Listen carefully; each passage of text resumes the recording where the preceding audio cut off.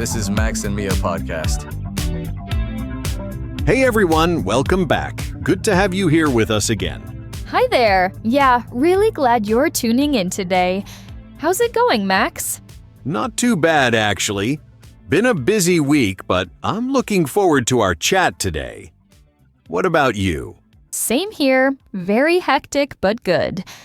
But anyway, before we dive in, just wanted to say thanks for listening. Whether you're joining us for the first time or you've been with us for a while now, we really appreciate it. Absolutely.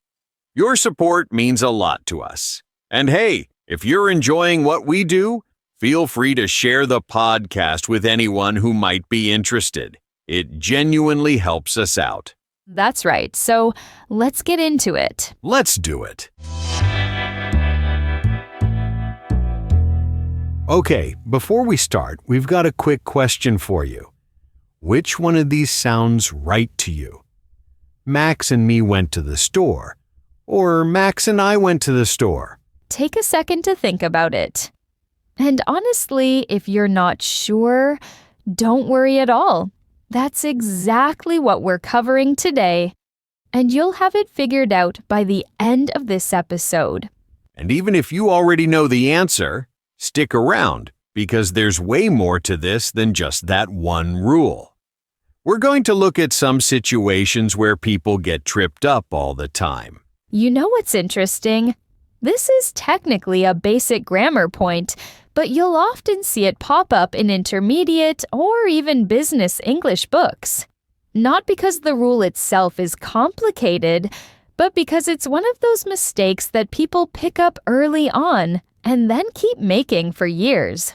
Exactly. It becomes this habit that's hard to shake off. Anyway, let's get into it properly now. All right, so the classic mistake, right?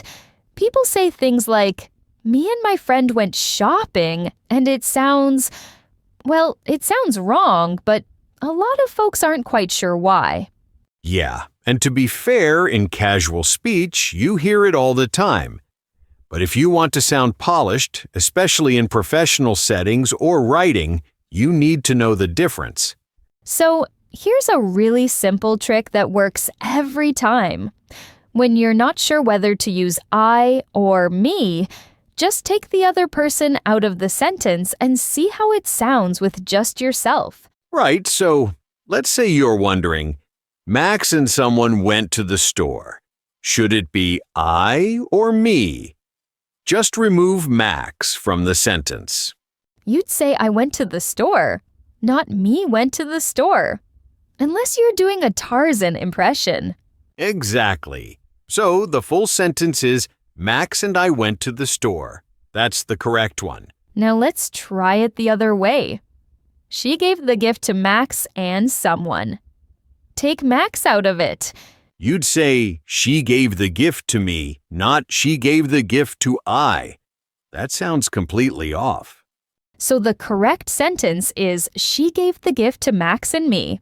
See, once you know the trick, it's actually pretty straightforward. The key is just testing it with yourself alone. Okay, so let's break down when you use each one. You use I when you're the subject, meaning you're the one doing the action in the sentence. Think of it like this. I goes with other subject pronouns like he, she, we, they. For example, Max and I watched a movie last night. And me is what you use when you're the object. So when you're receiving the action, or when you come after words like to, with, for, between. Me is in the same group as him, her, us, them. Like, they invited Max and me to the party, or come sit with Max and me. Another example. Between you and me, I think that plan won't work. Not between you and I, even though you hear that one a lot. Oh yeah, that's a super common mistake. People think between you and I sounds more formal or correct, but it's actually wrong. It's one of those errors that happens because people overcorrect. they've been told me is wrong in so many situations that they start avoiding it everywhere. Right, so just remember the trick. Remove the other person, say the sentence with just yourself, and you'll know immediately which one sounds natural. And honestly, once you start paying attention to it, you'll notice these patterns everywhere. So now, let's hear this in action. We've got a quick conversation here that shows how these pronouns work in real speech. Just listen and see if you can catch when we use I and when we use me. Hey, Neil. So I was thinking about that camping trip we talked about last month. Are you still up for it? Oh, absolutely. I've been looking forward to it. When were you thinking?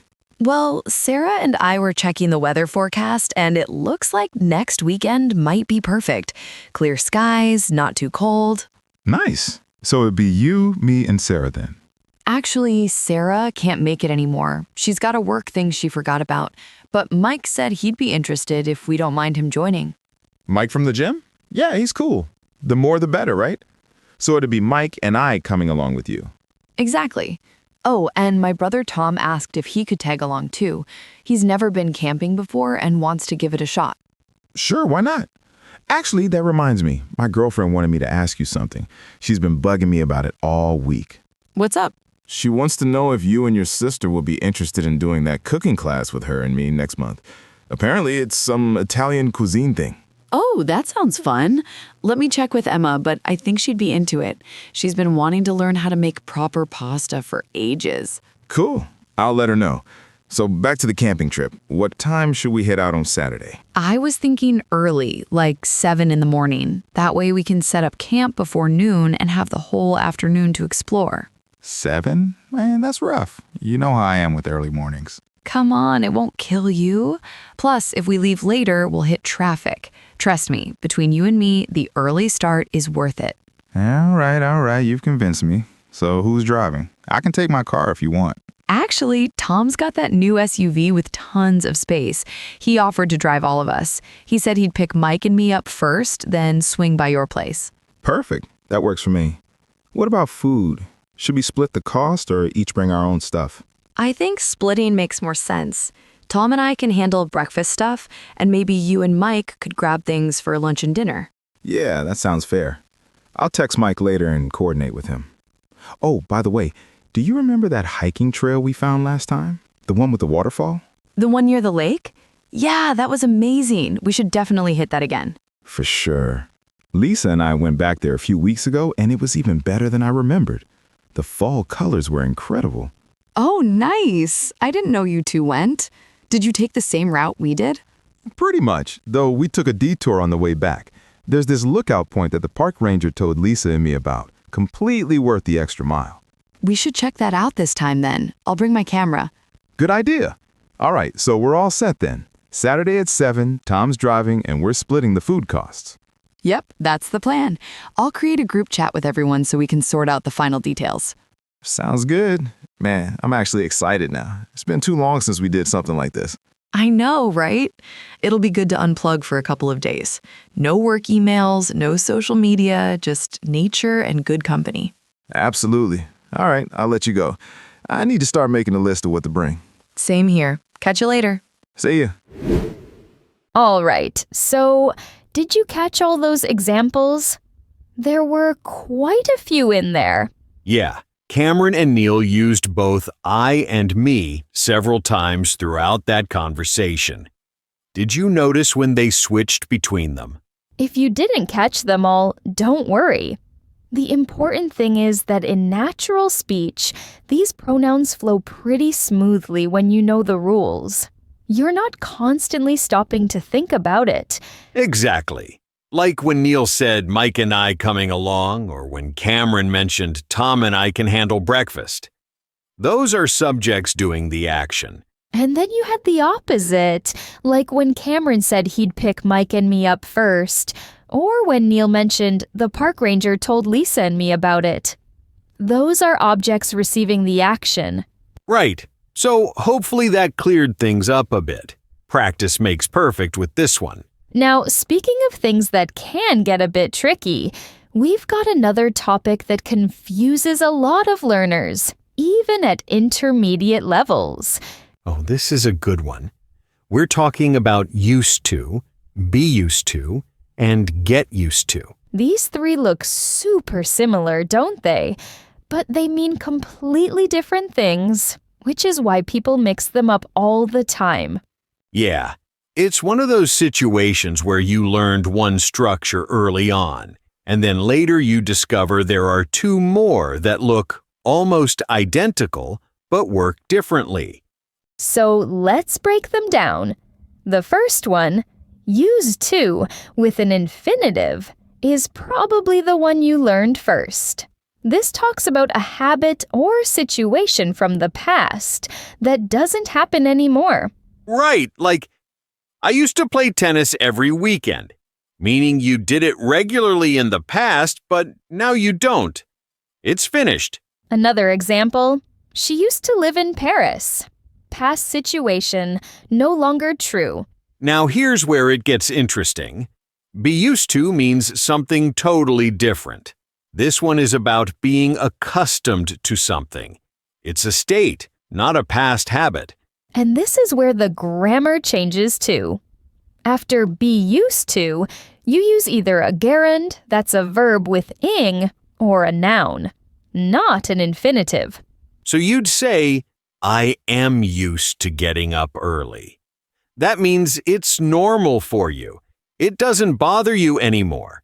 You're comfortable with it. Or, she's used to the cold weather.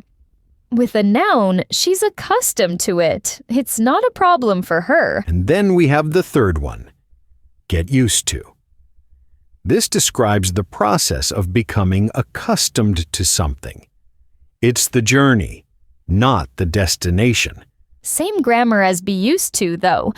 You use it with a gerund or a noun. Like, it took me months to get used to living alone. That's the process of adapting. Or, I'm still getting used to my new schedule. You're in the middle of that adjustment period. So, just to recap quickly, used to is about past habits that stopped. Be used to is about being comfortable with something now.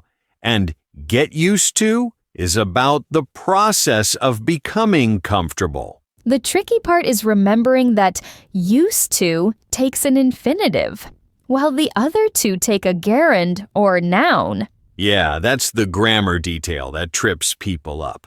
You can't say, I'm used to wake up early. It has to be, I'm used to waking up early. All right, so let's hear these in action. We've got another conversation coming up that shows how these structures work in real life. Hey, Martin. Oh my God, it's so good to see you. How long has it been?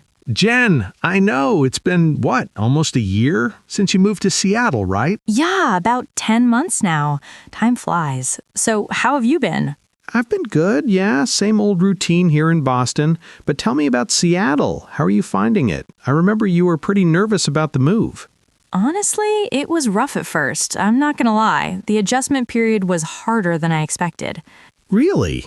I thought you'd adapt quickly. You're usually so flexible with change. I used to think that about myself too, but this was different. The weather alone was a shock. I mean, I knew it rained a lot there, but experiencing it day after day is another story. Oh yeah, the famous Seattle rain. Are you getting used to it now at least? Slowly but surely. I'm getting used to carrying an umbrella everywhere, that's for sure, though I still miss those sunny Boston summers. I bet. What about the work situation? How's the new job treating you? The job itself is great, actually, but the work culture is so different from what I'm used to. Everyone's super laid back, which is nice, but it took me ages to get used to the casual atmosphere. What do you mean? Like dress code stuff? Yeah, partly. I used to wear business casual every day at my old office, you remember. Now people show up in jeans and hoodies. I felt so overdressed my first week. That must have been awkward. It was, but now I'm totally used to it. I actually love not having to think about what to wear. I just throw on whatever's comfortable. That does sound nice. What about the people? Have you made friends there? That's been the toughest part, to be honest. I used to have such a solid group here, you know? Starting from scratch socially in your 30s is not easy. I can imagine. Any luck so far? It's getting better. I joined a hiking group a few months ago, and that's helped a lot. I'm still getting used to being the new person in the group, but they're really welcoming. Wait, you hike now? Since when? I know, right? I never used to be outdoorsy at all, but when you live in the Pacific Northwest, it's kind of the thing to do. Everyone hikes. That's such a change for you. Do you actually enjoy it? Surprisingly, yes. I mean, I'm not used to all the uphill climbing yet. My legs are still protesting every weekend, but the views are incredible, and it's a good way to meet people. Good for you. I'm impressed. What about the tech scene? Isn't that why you moved in the first place? Yeah, the opportunities are amazing. The company I'm with now is doing really innovative stuff, but the pace is intense. I'm still getting used to how fast everything moves. Faster than Boston? Way faster. Decisions that used to take weeks here get made in a day there. It's exciting, but exhausting. It sounds like it. Are you sleeping okay? I remember you used to have trouble sleeping when you were stressed. Actually, that's improved. I think it's the hiking. I'm so tired by the end of the day that I crash pretty easily now. I'm finally used to my new mattress too, which helps. Oh yeah, I remember you complaining about that. Took you forever to find the right one, didn't it? 3 months, but it was worth it. What about you? Are you still at the same place? Same apartment, same job, same everything. I'm used to the routine at this point. Sometimes I wonder if I should shake things up like you did. You should come visit. I've got a spare room now. You could get a taste of Seattle life. I'd love that. Maybe this summer? Perfect. Fair warning though, you'll need to get used to coffee culture there. It's on a whole different level. I used to drink like 5 cups a day anyway, so I think I'll manage. Trust me, Seattle coffee will ruin you for everywhere else.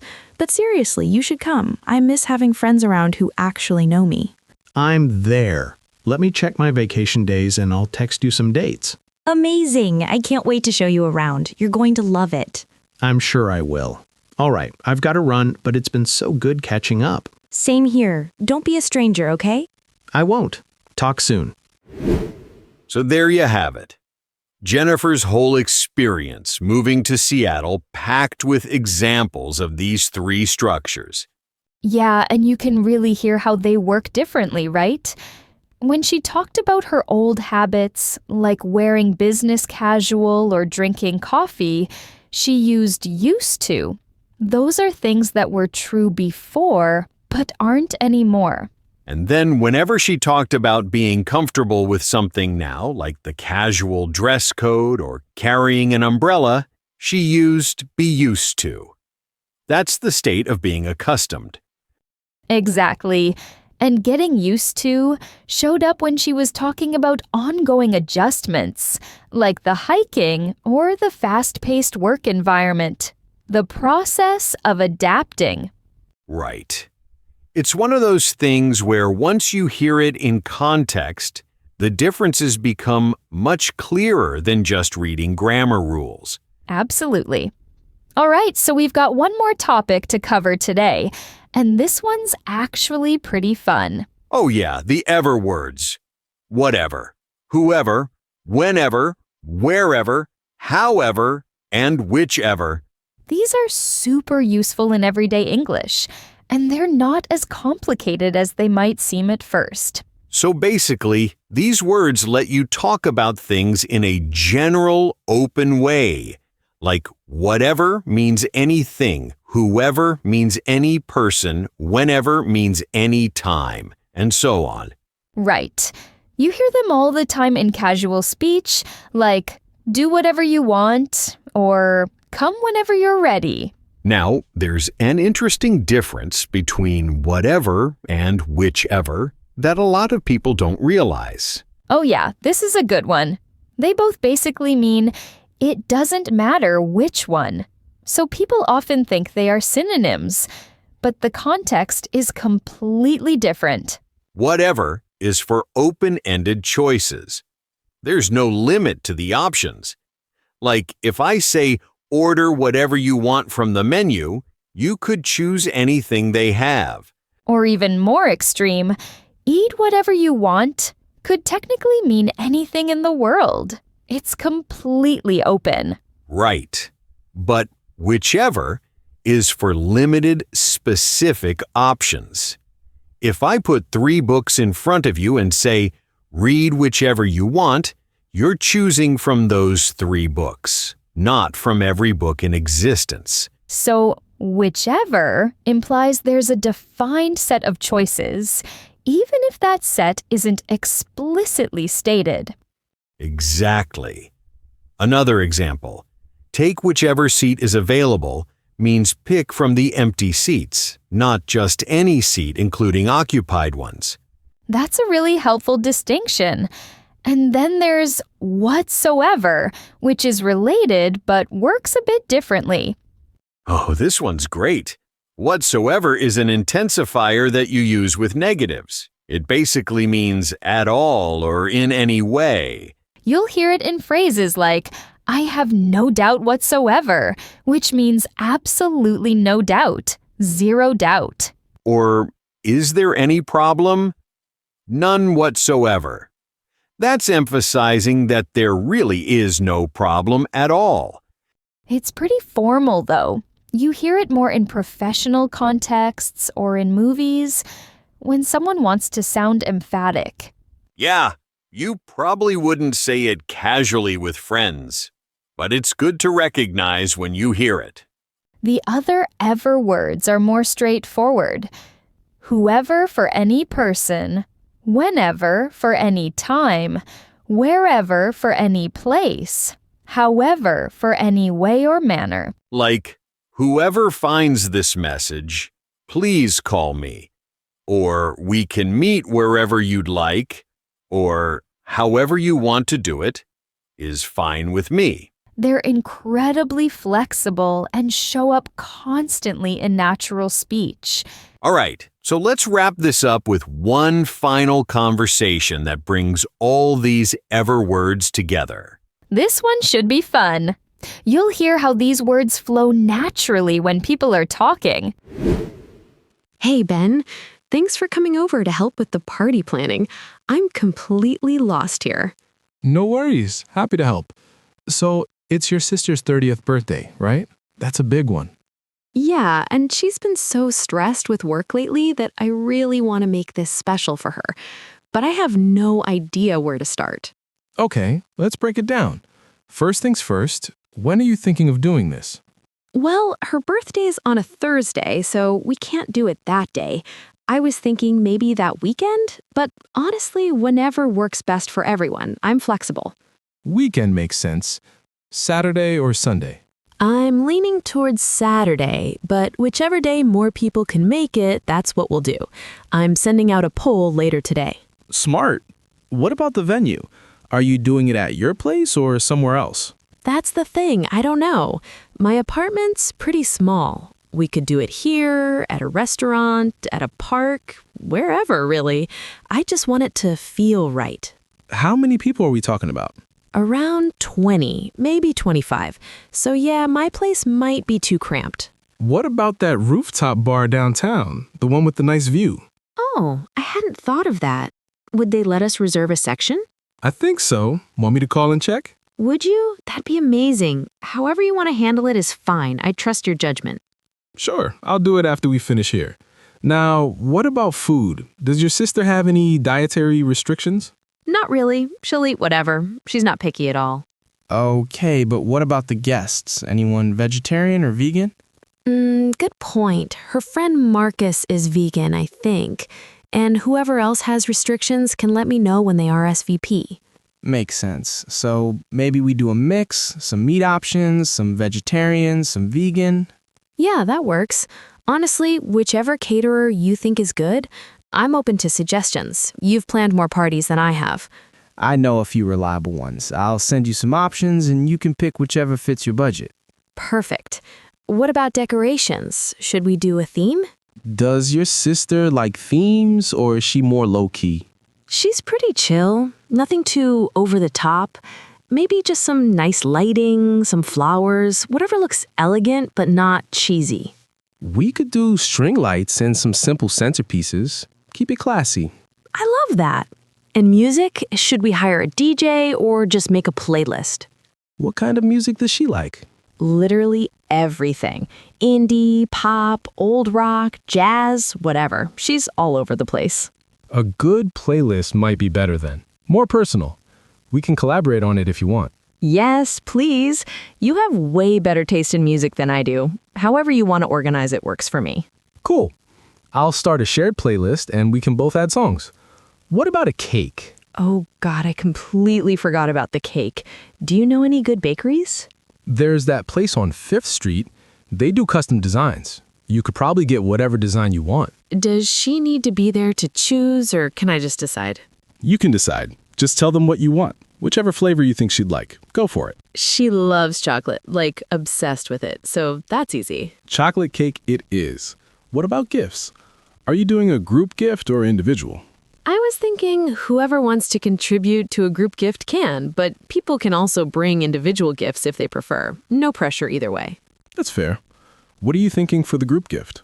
Maybe that photography course she's been eyeing, or concert tickets? I don't know, whatever seems most meaningful. The photography course sounds perfect. She's been talking about that forever. True. Okay, I feel so much better now. You're a lifesaver. Anytime. Just let me know if you need help with anything else. Will do. Seriously, thank you. I had no idea whatsoever where to begin with all this. That's what friends are for. It's going to be great. Don't worry. So there you have it. Sophie and Benjamin planning a party with all those ever words flowing naturally throughout the conversation. Yeah, and you can hear how flexible these words are. Sophie used whatever for open choices, like the food or decorations, where there were endless possibilities. And then, whichever came up when they were talking about specific options, like which day of the weekend or which caterer from Ben's list. Exactly. That distinction really comes through when you hear it in context. It's not just a grammar rule. It's how people actually communicate their level of flexibility or constraint. And whoever showed up when talking about the guests and contributions. Wherever for the venue options. However, when Sophie was letting Ben take the lead on things. And right at the end, whatsoever made an appearance when Sophie said she had no idea whatsoever where to begin. That emphasis really drove home how lost she felt before Ben helped her. These words are everywhere once you start noticing them. They make your English sound more natural and fluent. Absolutely. All right, so that brings us to the end of today's episode. Thanks so much for sticking with us through all of that. We covered quite a bit today. We did.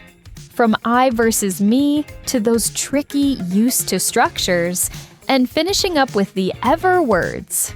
Hopefully you picked up something useful. If you found this helpful, we'd really appreciate it if you could hit that subscribe button. It helps us reach more people who are working on their English. And if you enjoyed the episode, leaving a like would mean a lot to us as well. It's a small thing, but it makes a real difference. We've got more episodes coming up, so there's plenty more to explore if you're interested. All right, that's all from us today. Take care, everyone. See you next time.